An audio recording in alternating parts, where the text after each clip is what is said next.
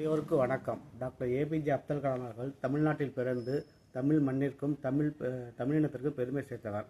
அவர் இந்தியாவின் முதல் குடிமகனாக தேர்ந்தெடுக்கப்பட்டவர்.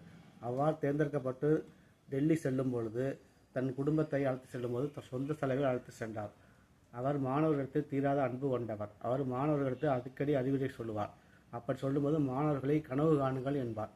கனவு காண்பது என்றால் மாணவர்கள் உயர் கல்விக்கு செல்ல வேண்டும், உயர் படிப்புக்கு செல்ல வேண்டும், உயர் வேலைக்கு செல்ல வேண்டும் என்பதே கனவு காண்பதன் நோக்கமாகும். அவர் ஏவுகணை நாயகர் என்று மக்களால் புகழப்பட்டவர்.